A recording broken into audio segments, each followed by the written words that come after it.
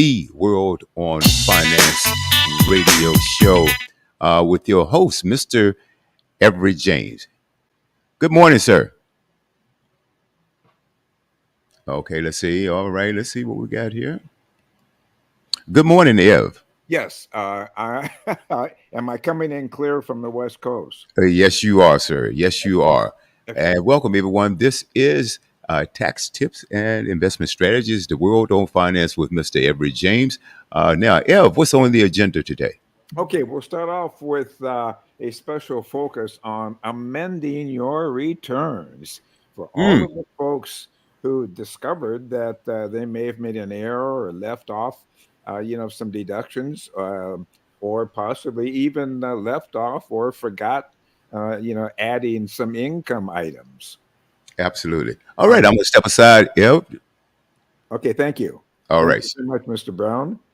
And welcome, listening audience, wherever you be at the moment. This trusted reporter, Everett James, comes to you regularly every Wednesday morning at 10 a.m. That is 10 a.m. Pacific Coast time. And of course, it's a different time wherever you're at.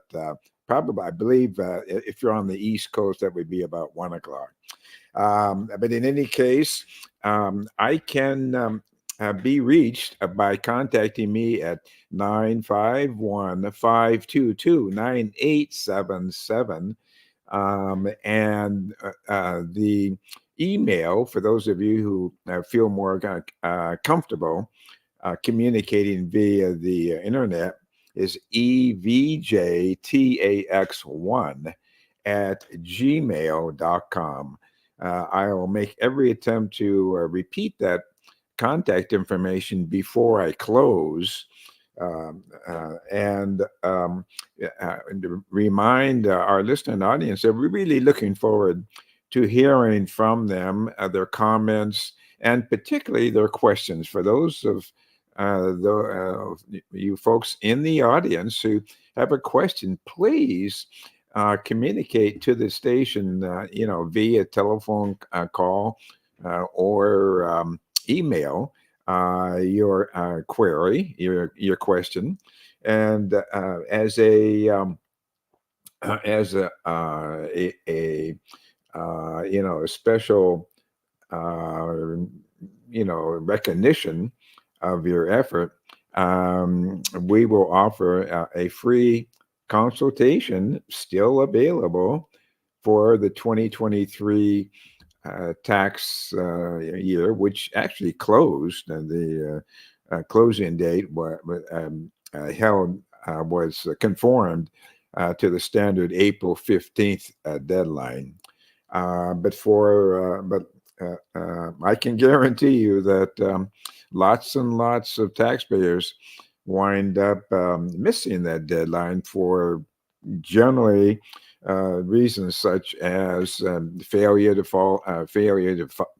receive the required W-2 forms, 1099 R retirement forms, 1099 miscellaneous items, 1099 interest forms, just the documents that the IRS receives and will be scrutinizing your return to see if you've included all of those items of income that they got notice about. So they will be comparing what you send in to what they've received, on employer required forms mandated to be sent to IRS on a regular basis each year. So, amended returns. Well, this is quite a subject, and it gets to be, it's getting to be quite a burden for IRS too, because as I will highlight, amended returns. Back in the day, it took a lot took a lot less time to handle than they do now, and I think it's on a more factual level is probably the reason is because of all of the legislative changes that take place each year regarding our taxes. And just major changes, particularly the 2017 Trump Jobs and Tax Cuts Act of 2017, um, which we will, highlight probably next week or the following week. But we will highlight the changes that were made in 2017 that have a huge impact on the tax returns being that have been filed since, and certainly affecting this year because the the end of those temporary changes takes place next year. And so that means that there's going to be a great deal of tax legislation that I'll be keeping you up to date on, and tax changes that I hopefully will keep you up to date on. So to focus on the subject of amended returns, uh, if you do discover that you omitted some items of income, or perhaps you misplaced them, didn't have them handy, or couldn't find them at the time you were preparing your tax return. Wow. What and you didn't want to delay the return just, because you couldn't find the necessary forms to fill out the tax return. Um, if that has been your situation, and you realize that you should have added that item of income that you did not, or on the other hand, if you discovered that there was a item of deduction, wow, that would hopefully wind up reducing your liability. If that item of deduction somehow did not get included in your tax return, and then you realize that, yeah, you may need to do a 1040X amended return. That's what they call it. The And just keep in mind, often the question will be, what is the filing uh, deadlines?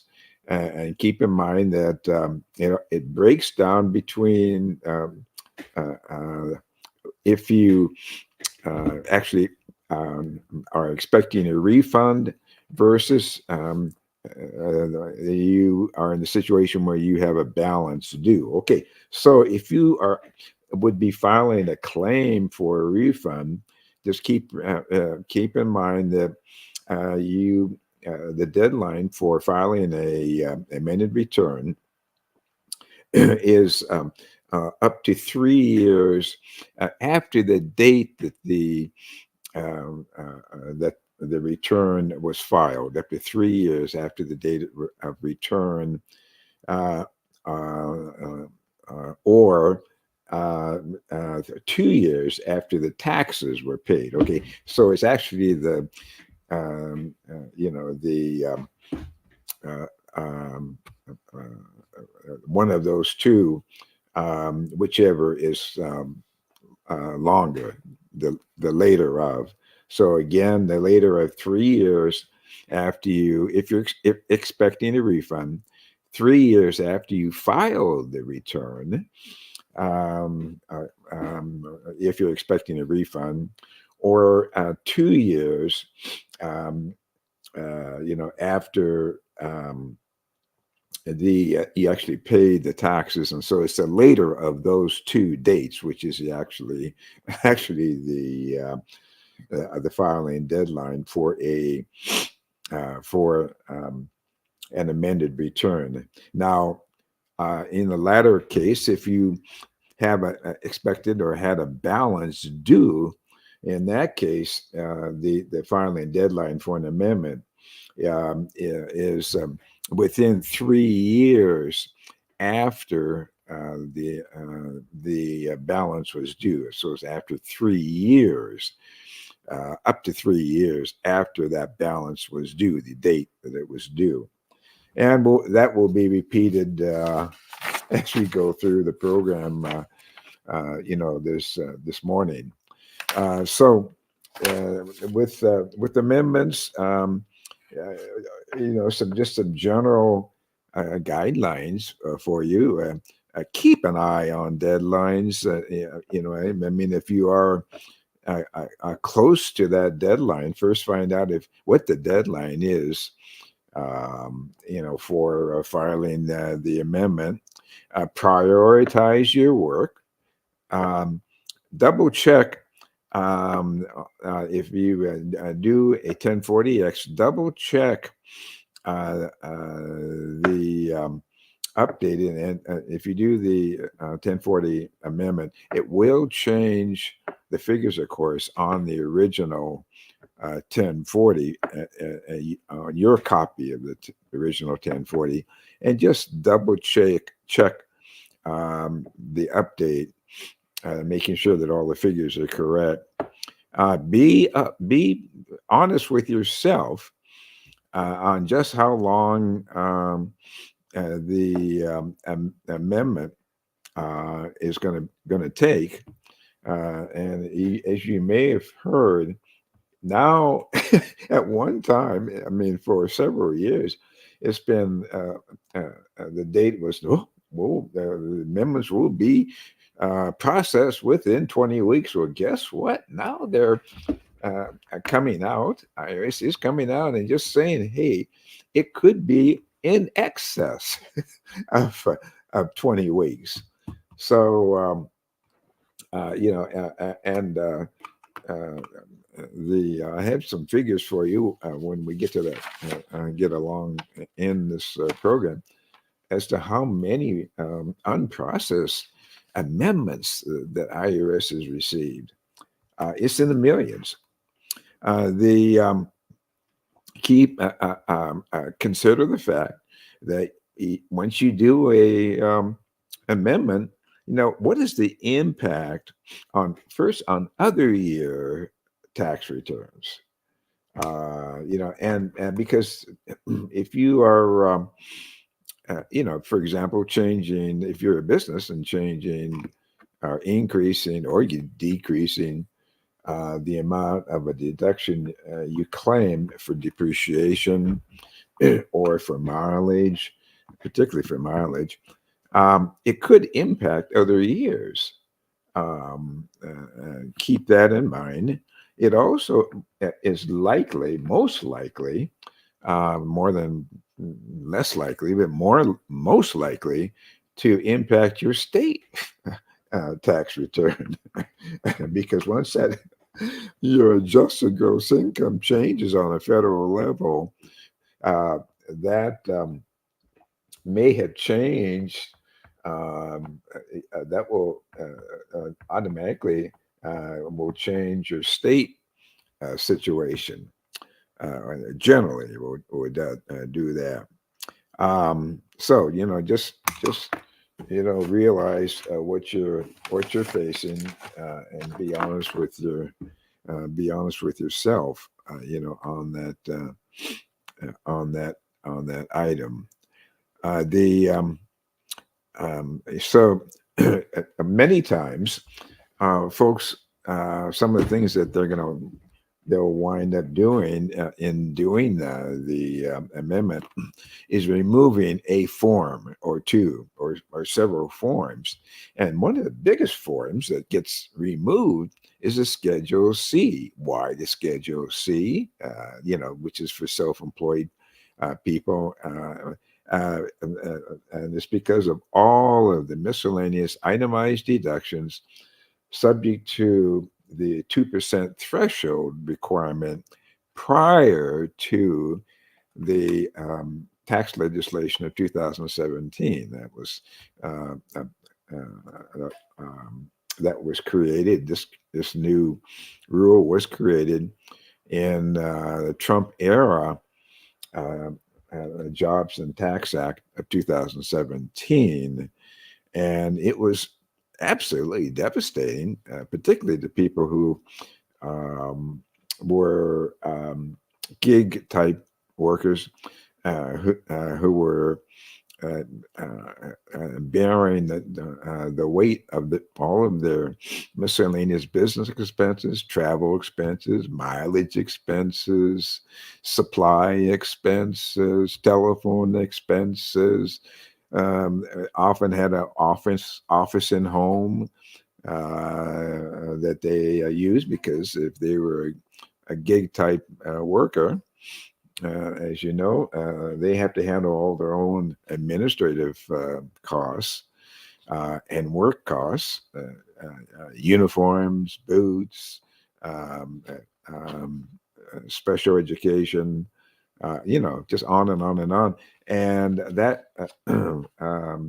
segment of deductions had been up to 2017, up to 2018 officially. Um, had those had all been able to be deducted on the itemized schedule A. Well, wow, bang, comes that particular law, and repealing all of those expenses. And so one of the major um, results is, if in doing an amendment, and for those who claimed all of those miscellaneous itemized deductions, they may have claimed them, overlooking the fact that these deductions have been repealed, eliminated by the legislation in 2017. So, and one of the forms that winds up getting removed is Schedule C. Also, the Form 8829, which relates to the pro rata amounts that is computed automatically by most softwares for the office and home expenses.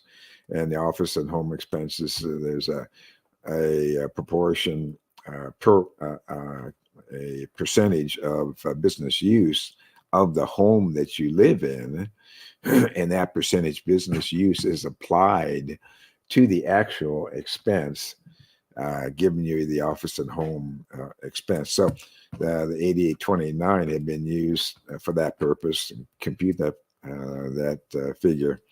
The 8829, along with the Schedule C, have been forms that have been might be limited on a 1040X amendment.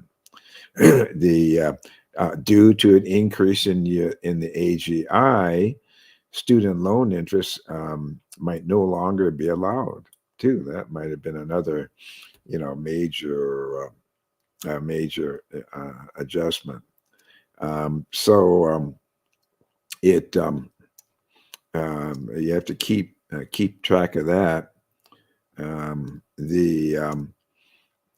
There's a lot of different scenarios, which I won't attempt even to include in this presentation, because we would need to have some type of arrangement electronically to put the situations up on the screen, and this will be something that, if enough of our listeners call in and ask for some kind of electronic adjustment in the delivery of this program each week, we will work on it, so we can. So this broadcaster can give you some examples and put them on the screen for you to see. The those things, will be considered. Keeping in mind that a lot of these are made much more clear if you have access to some of the examples that we would provide. So there's a lot of different scenarios, and we'd be glad to, as I say, deal with those. Okay, some of the different situations that you might encounter in applying for an amendment 1040X. You might be changing your filing status and going from separate to joint. And then in the explanation part of the 1040X, it's very, very important to remember that you need to put in a very, very brief um, explanation of why the change is being requested. The so and this this broadcaster will be happy to help you in that regard if you call in. The What are the steps for amending a return? Well, you have to gather all of the documents, and that could be time consuming because you might have to get in touch with your employer if you are an employee, or get in touch with the person with whom you have a self-employment relationship with. Um, there could be all kinds of things. You may need to even pull the transcript, your tax transcript, from IRS files. That is possible. You might want to contact your tax preparer for that kind of assistance. You need to be sure to make a copy of the original return. I can't, as a practitioner, I can't tell you the number of times that has come up, that a copy has been absolutely necessary, because that's where you start off in the calculations and on the forms. Is you have to provide IRS a copy of that original return, and then you have to make adjustments to the return, and be sure to provide an explanation, as I said, as to why. So the after you do that, um, oftentimes you may run into a little dilemma, um, and based on actually coming from how you discovered an error on a prior year return.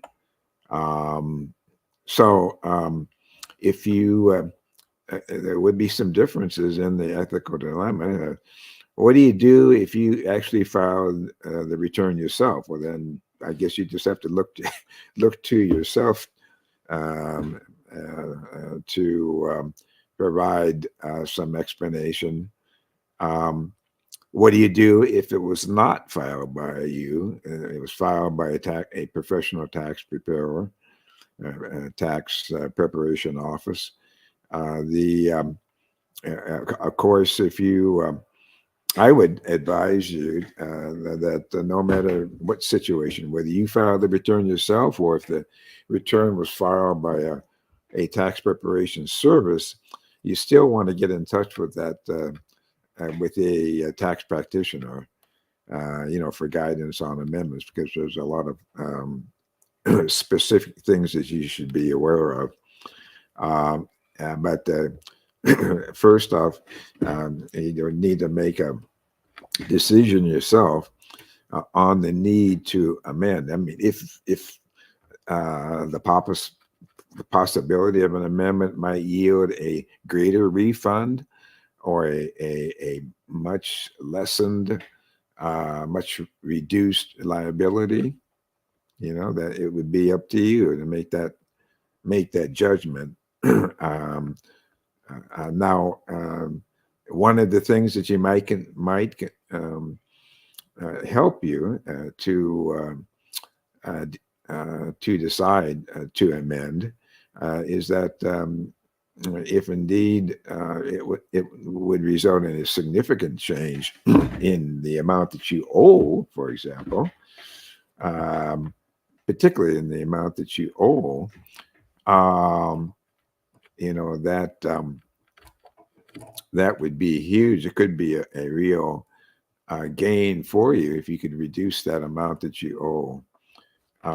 For the government, they would have the incentive on being able to extract more of your hard-earned earnings and wind up sending you a official letter several months down the road that you owe more money. Oh wow, what a pleasant way to a pleasant thing to happen after a hard day at work. So that is a sort of ethical dilemma, but you have to think it over and possibly contact a tax practitioner and discuss the discuss that possibility because that you will need to make that decision. Okay, what are some of the exceptions for the timelines? Okay, well, there's a good number of exceptions that you should be aware of. One is the federally disaster deadlines. And there have been a goodly number of deadlines that have impacted the required dates of filing in many states. So, unless you were in a state that absolutely had no problem whatsoever with the weather, I guess you wouldn't need to check. But I would check just because it did impact the weather disasters did impact a great number of states. In some of the largest states, different areas of the state, specific areas.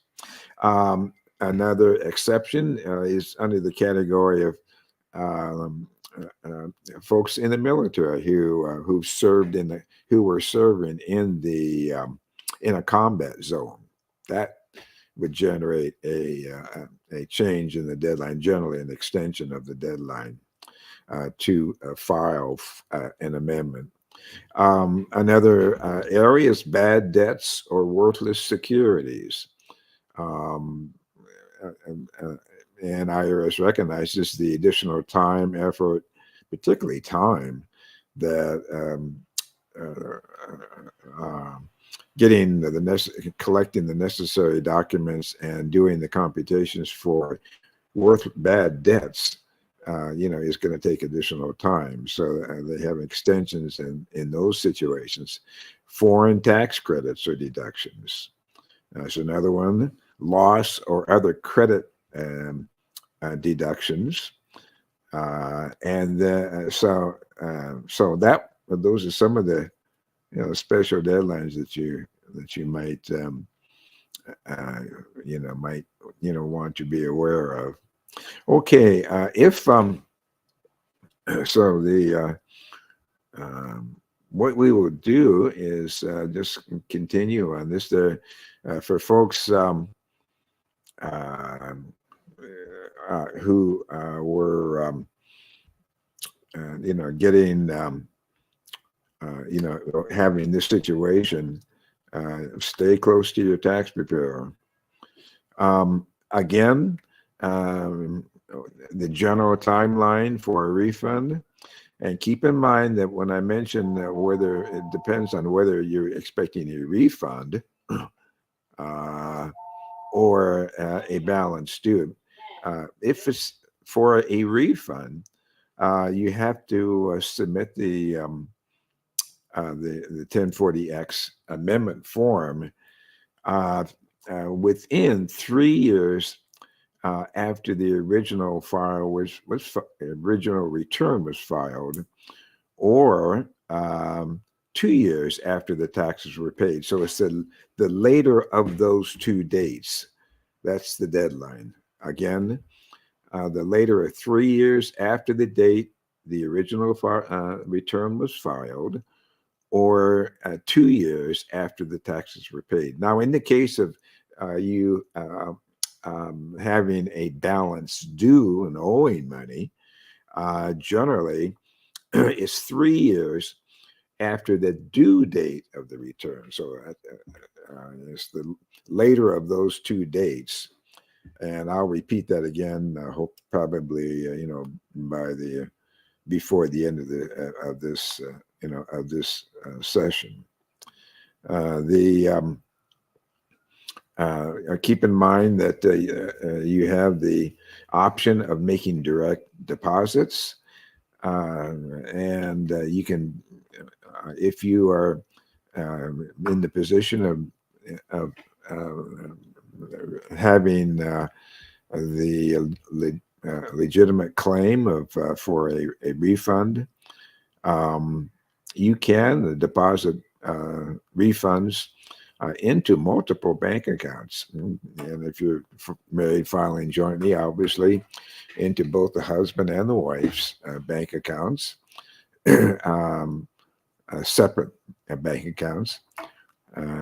So if you are using paper checks to pay a balance due, try in all situations to get a voucher form. If the return was done by software, a voucher form would be part of the software. But if you had a tax professional complete the return, their software would generate a voucher form, 1040 voucher form.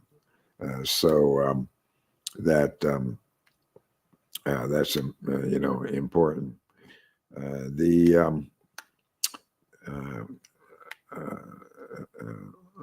The processing time, as I mentioned, and now it can take more than 20 weeks.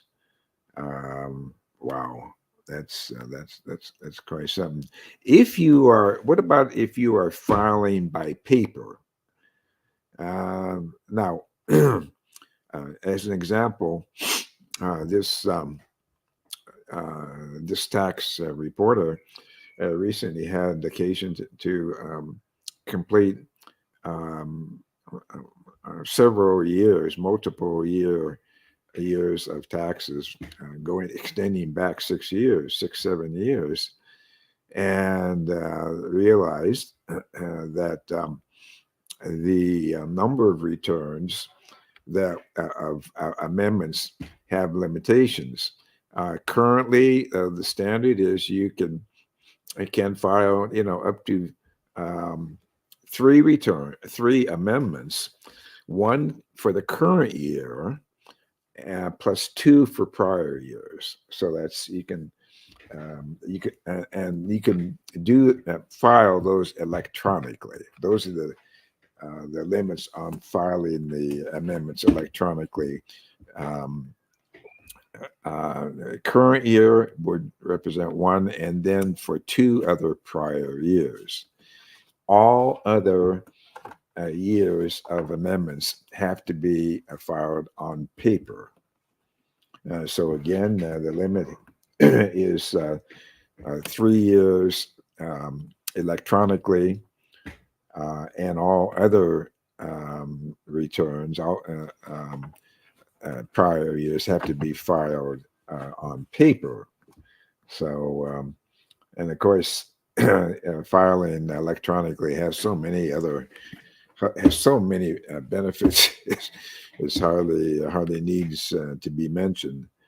Um, but you do at least get that break with electronic filing system. So basically, the if you are going to be filing on paper, the guidance from IRS is that starting with 2016 to 2018, those years um, can be amended but the file, the amendment form, the 1040X, was revised, and it was revised in January 2020. So you would need to get a make sure that you have an up-to-date 1040X, which was revised in 2020 to cover tax filing years 2016 to 2018. For amendments for tax years 2019 and later, you can use the current form, which has been revised. It was revised July of 2021. So there is a current form which has been in existence for, for 1, 2, 23, for the past 3 years.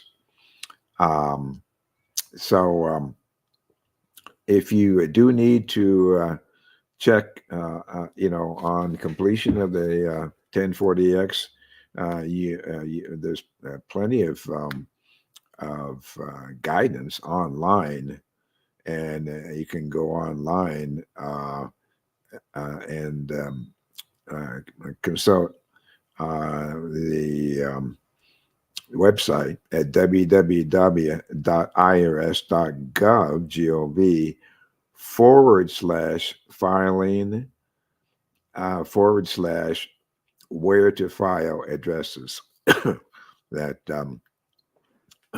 and that's for the addresses, but just on instructions, www.irs.gov /filing for guidance just on filing the amendment form.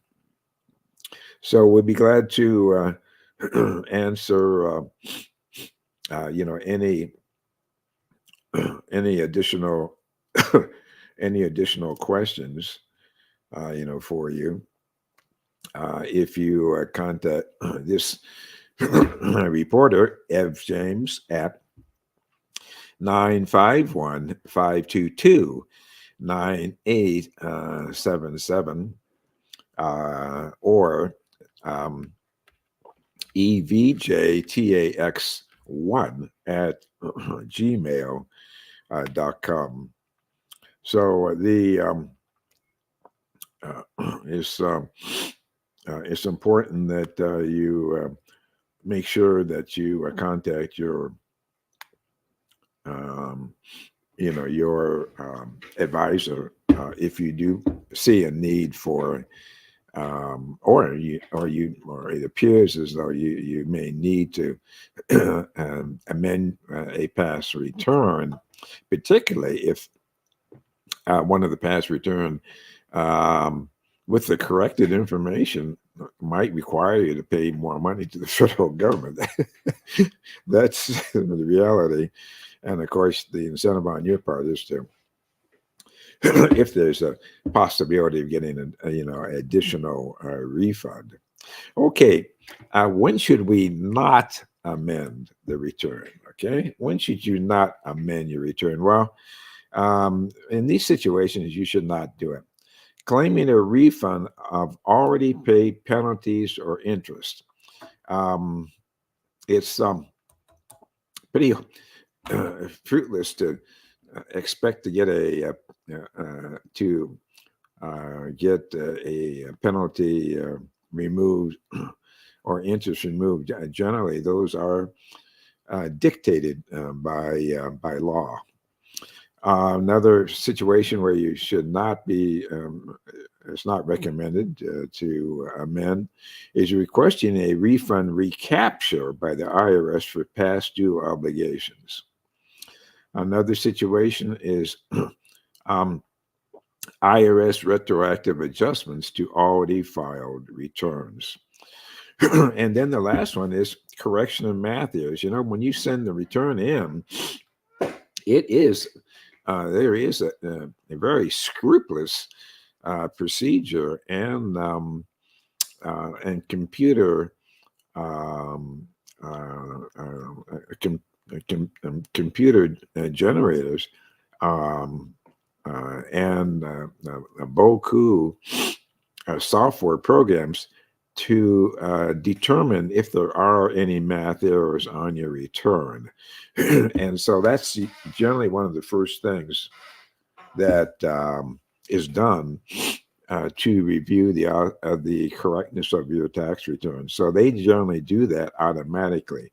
But so if you do discover a return, if particularly a minor return, you can amend, but it's generally doesn't become necessary because generally IRS already has a program in place to correct math errors, and they just send you a notice of the correction.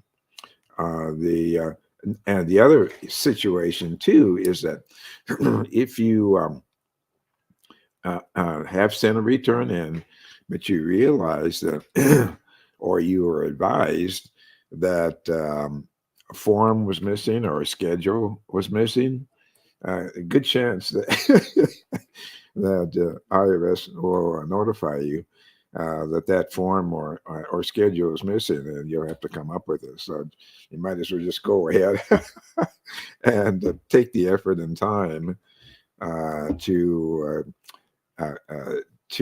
capture that form because it's going to come up.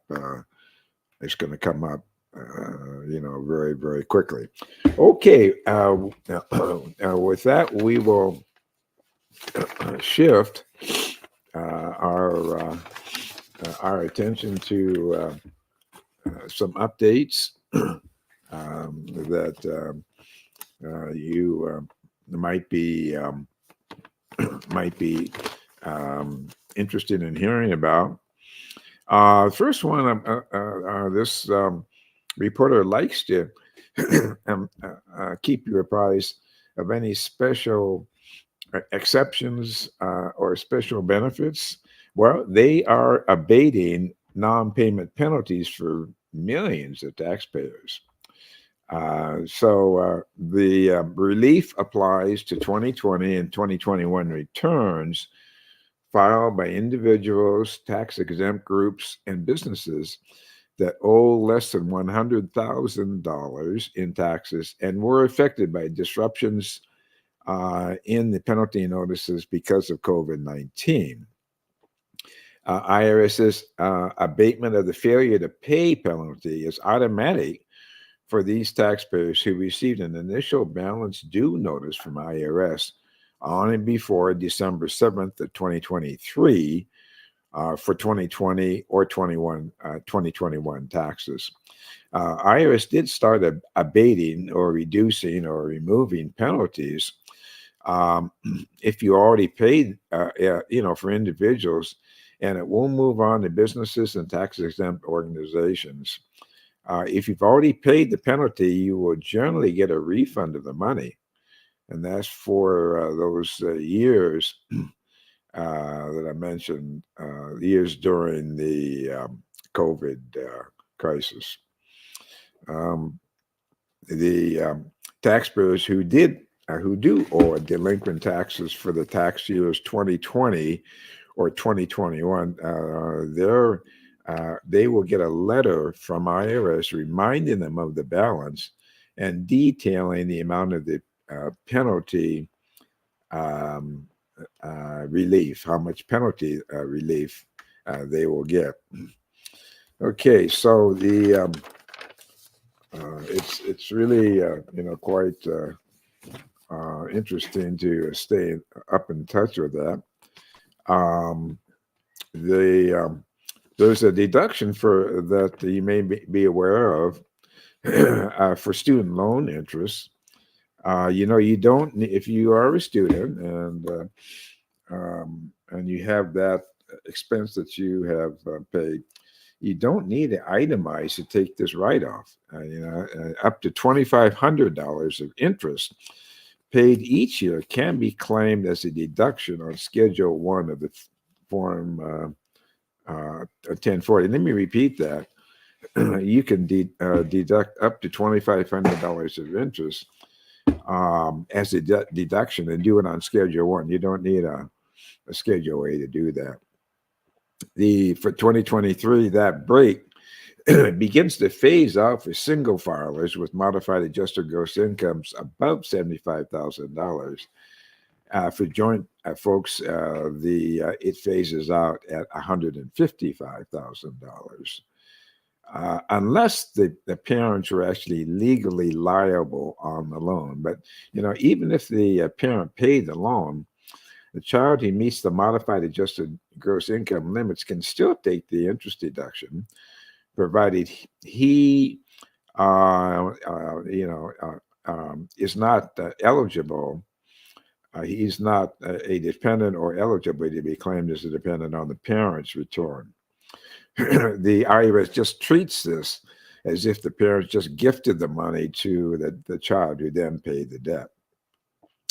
Most student loan debt is forgiven in the tax years 2021 to 2025, and most of that debt is being forgiven for federal tax purposes. Now, that didn't say federal and state, but just federal income tax purposes. This relief was enacted, pardon me, in the March 2021 stimulus law, and it's an exception to the general rule that cancellation of indebtedness is taxable. IRS has instructed lenders and loan servicers to not issue Form 1099-C to borrowers whose student loans are forgiven during this time period. And the discharged debt is excluded from income. Some states have different rules, which can be a little, confusing.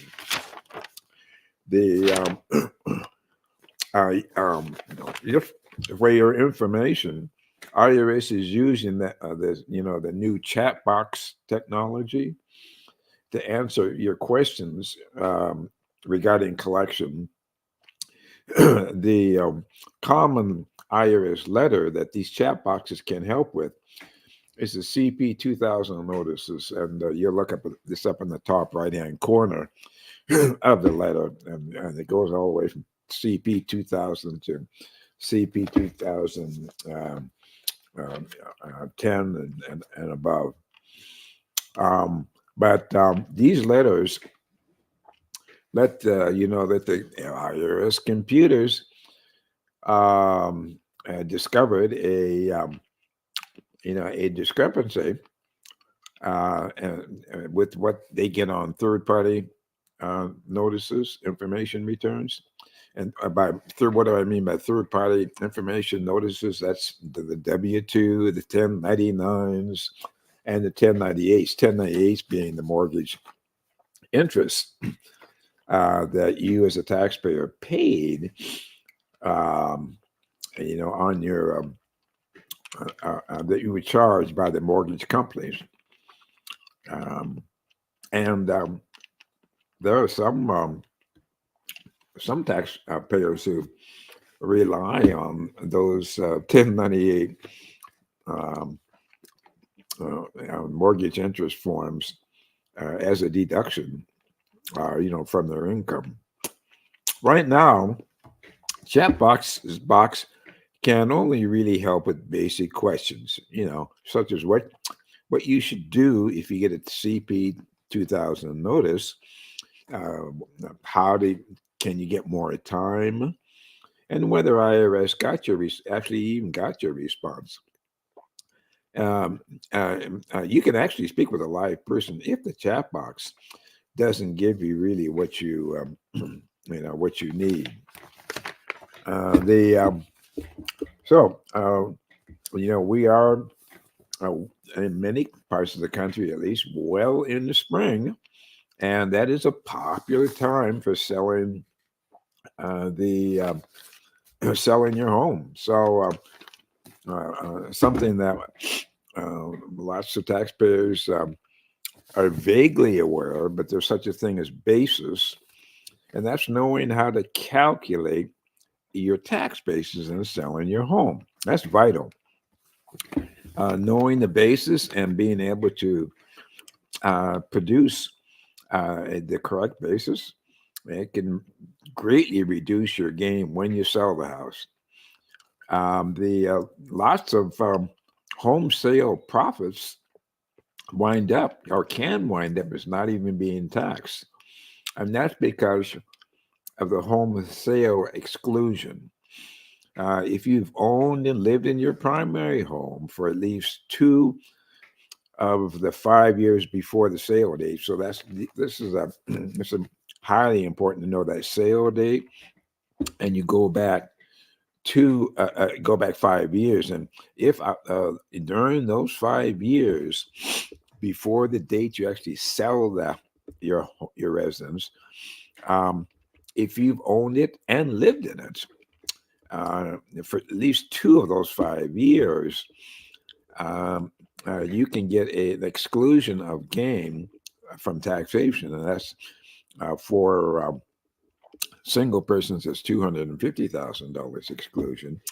For a joint filers, it's $500,000. So $250,000 of the gain can be excluded for singles, and $500,000 for joint filers. And the gain, if you have a gain in selling the house that exceeds those amounts, that's taxed as long-term capital gain. Most homeowners, or I'll say many, won't crack that $250,000, $500,000 gain exclusion limits. But if you live in a pricey area and you've owned your home for a long time, where there's been a lot of capital gain value over time, if you're in this boat, you should know what really counts toward that home basis, so you don't have to pay more tax than necessary. And when you calculate the gain or loss from a home sale, start with the selling price, and then subtract the selling expenses and the adjusted tax basis. Here you come with the basis again.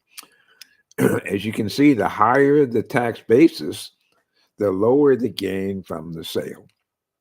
So figuring the tax basis starts out pretty early. You begin with what you paid for the home. You include the mortgage if you finance the purchase. Um, and the and if you paid settlement fees, you can add those in. So you start off with what you paid, including the mortgage, and then add in your settlement fees.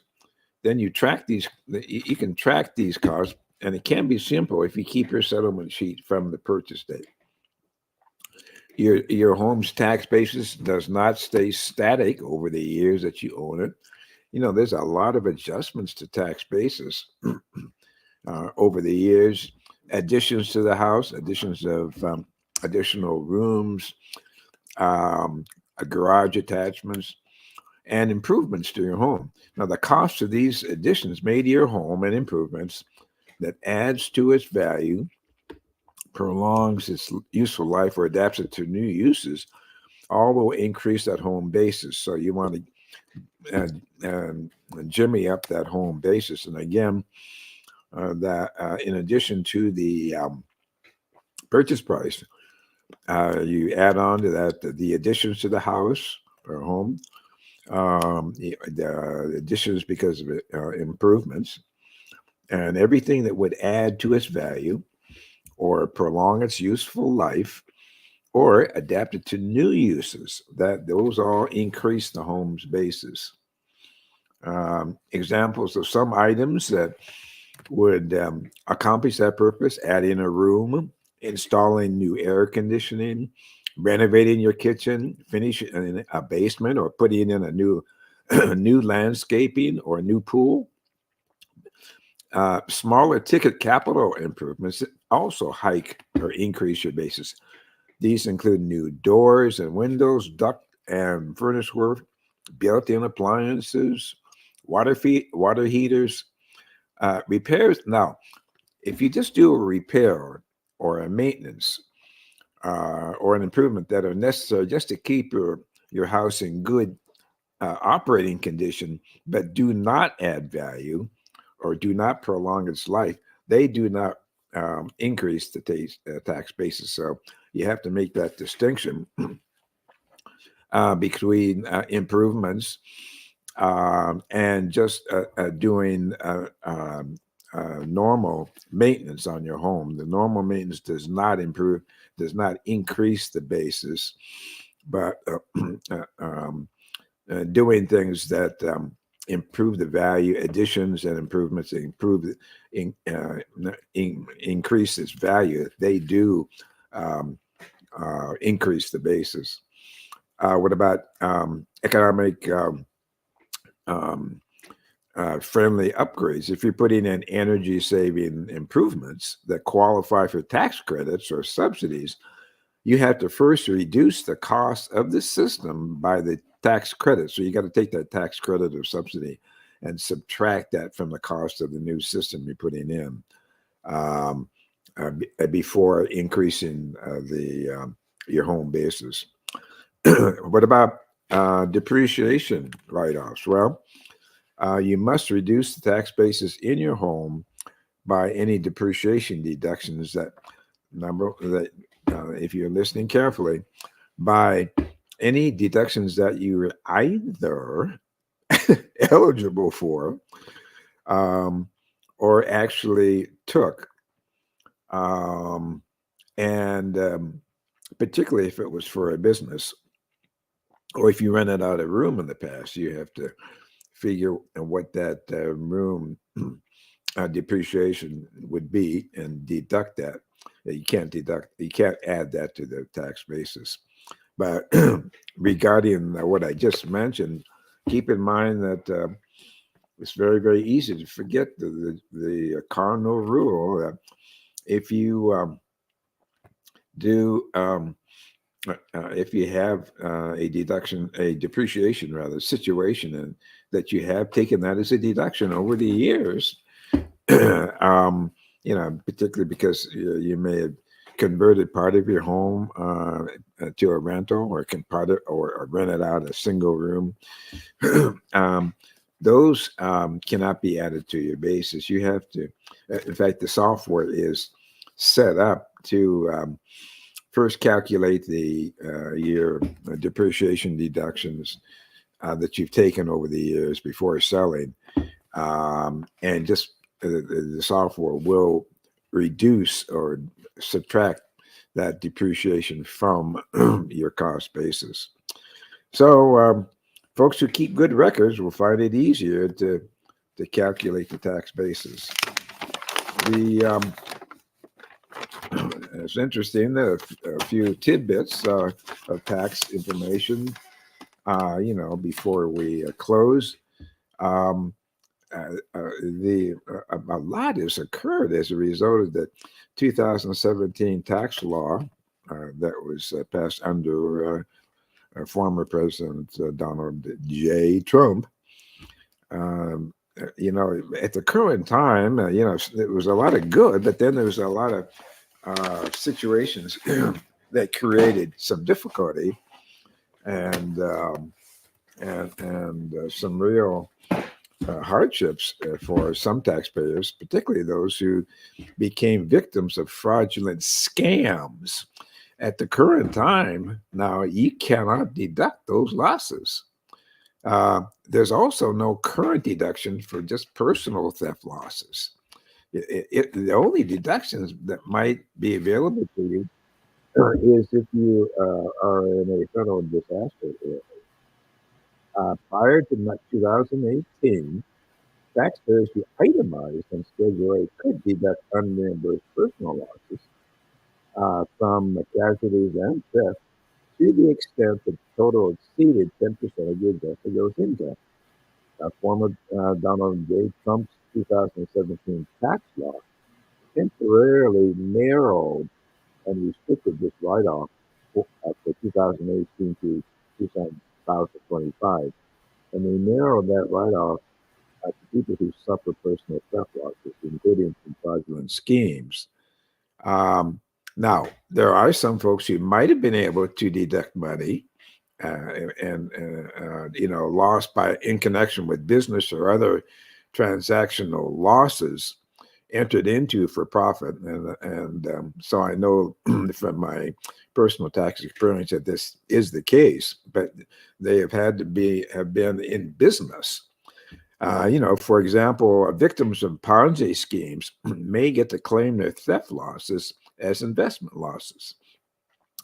Report from the Democratic staff of the Senate Special Committee on Aging delves into these situations in which older adults fell victims to all kinds of frauds and scams and couldn't write off their losses.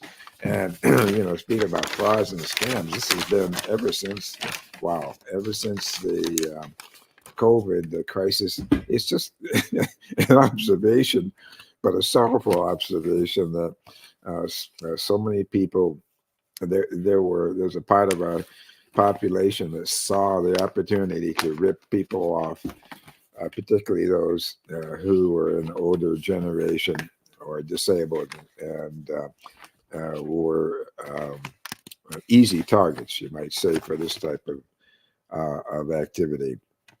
So, want to know which type of abusive tax schemes IRS auditors are really eyeing, watching out for now? And they start with some scam tractions that they call the agency's dirty dozen list.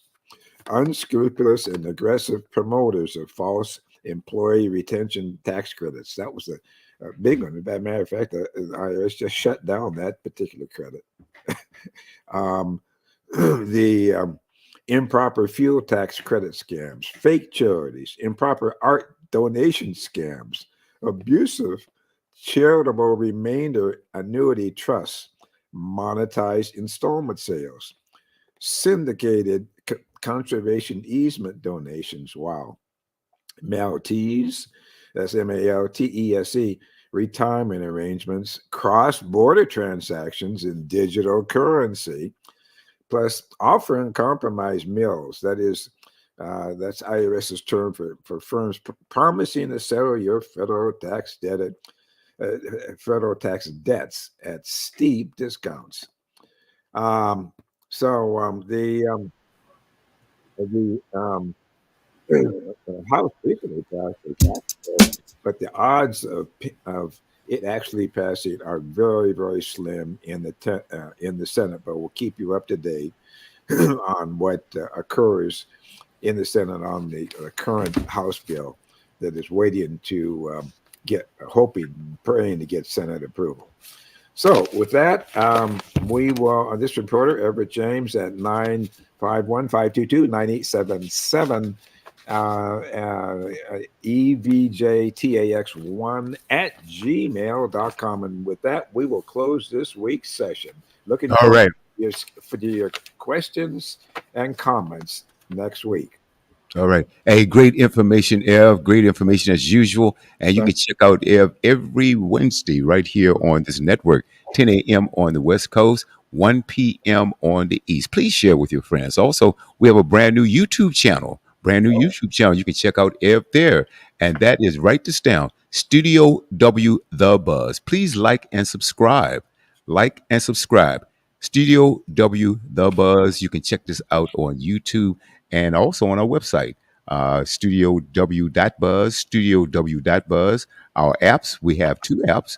Android is Studio W. The Apple app is William Worldwide, also available on Google Play, Apple CarPlay, and Alexa. So, hey, stay tuned because tonight it's the Cultural Excellence Show. Got four artists on tonight. No, three. Wow. Bruce J., Miss Diva Soul. Also, we have, get this, Bama Boy Tootsie. He'll be on as well. So keep it locked right here on The Buzz, and we will see you later today. And keep it locked right here on